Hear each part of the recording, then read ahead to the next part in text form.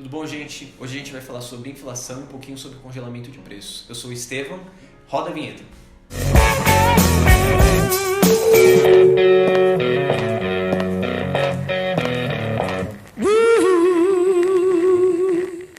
Tudo bom, gente? Eu sou o Estevão.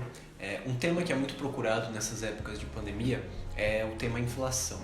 Bom, eu tenho uma pós-graduação em escola austríaca de economia, que é uma das escolas econômicas, existem outras, a escola de Chicago, por exemplo, da qual inclusive o nosso atual ministro Paulo Guedes estudou, né?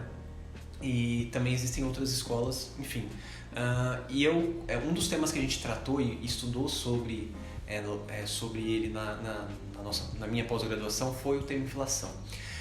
Hoje em dia, quando se fala sobre inflação, muitas pessoas definem inflação como um aumento generalizado dos preços. Só que, na verdade, isso não é inflação, isso é só uma consequência da inflação. O termo inflação já demonstra o que ela significa de fato, é inflar a oferta de moeda. Inflação é quando o governo imprime dinheiro e existe uma maior oferta de moeda, cresce a quantidade de dinheiro disponível, só que a quantidade de produtos e serviços ela não aumenta, ela continua sendo a mesma. E para acompanhar, digamos, essa oferta, automaticamente o preço das coisas sobem. Então, por exemplo, você tinha 10 unidades monetárias, R$10. De repente, você não tem mais 10, você tem 20. O valor dos produtos, o preço dos produtos, na verdade, porque valor é uma outra coisa, né? Valor é uma definição subjetiva. O preço dos produtos ele sobe para acompanhar essa oferta de dinheiro. O efeito disso na economia é extremamente nefasto. Porque a partir do momento que você coloca mais dinheiro na economia, e existem pessoas, né, que os economistas geralmente falam que isso aquece a economia, o que não é verdade, porque os únicos beneficiados do efeito da inflação são as primeiras pessoas, os primeiros grupos, as primeiras empresas que pegam esse dinheiro. Por exemplo, existe um jeito de o governo fazer inflação, fazer ter mais dinheiro, que não é simplesmente imprimindo dinheiro numa impressora gigante, ele faz isso por meio de títulos. Ele cria títulos, os bancos compram esses títulos e depois o governo recompra isso. O processo é mais complexo do que isso, mas aí a gente precisa de um outro vídeo para falar sobre como acontece esse efeito de compra de títulos por parte dos bancos. Mas, depois esse dinheiro vai sendo jogado na economia por meio de uma disseminação dele, né? Por meio das empresas e tudo mais. Bom, as primeiras pessoas que pegam esse dinheiro, essa quantidade maior de dinheiro, elas se beneficiam, porque realmente elas têm uma quantidade maior de dinheiro e elas conseguem comprar mais produtos. Mas a partir do momento que o dinheiro vai sendo jogado na economia, as pessoas mais pobres vão tendo acesso no decorrer do tempo, essas pessoas que pegam no final o dinheiro, que sempre são quem? As pessoas pobres que pegam lá no final, que são os consumidores finais, né, dos produtos, elas já pegam o dinheiro quando a economia já está totalmente... quando o preço das coisas já está subindo porque precisa acompanhar esse efeito de inflação. Então, sempre quem sofre os efeitos malignos da inflação são as pessoas mais pobres. E um outro assunto muito comum também, muito falado nesses tempos de pandemia, é o assunto de congelamento de preços. As pessoas falam, olha, vou dar um exemplo aqui sobre gás, por exemplo. O gás, nesse período de pandemia, ele subiu bastante o preço. Existe uma coisa básica chamada oferta e demanda no mercado. Uma coisa que precisa ficar muito clara para as pessoas é que a economia ela é uma ciência descritiva. A economia não é que nem a ética que prescreve coisas, ela não é prescritiva, ela não fala o que é certo ou errado. A economia só descreve a realidade. E oferta e demanda significa o quê? É uma lei básica econômica. Quanto maior a oferta de um produto, certo?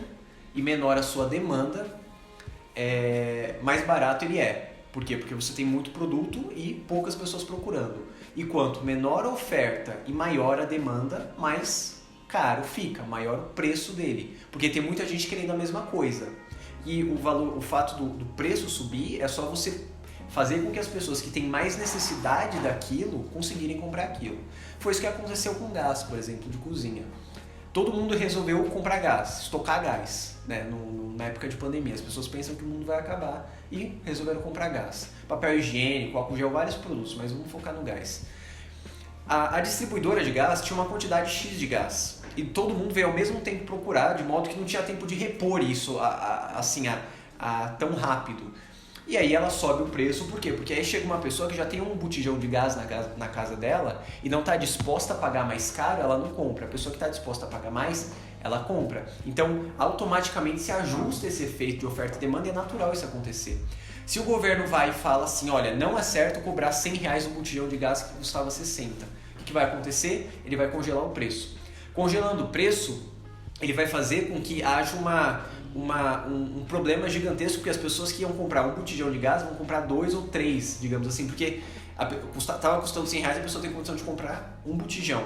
Está custando 50 porque o governo congelou o preço, o cara que ia comprar um compra 2. Ou seja, as pessoas não vão ter acesso a isso. O fato do preço subir é bom porque ele permite justamente que uma única pessoa não cumpre tudo de uma vez. Houve um caso semelhante quando aconteceu lá, acho que foi um maremoto nos Estados Unidos, num hotel chamado Day Inn. Nesse hotel, o preço subiu, as pessoas as casas foram destruídas, as pessoas foram lá nesse hotel para se hospedar.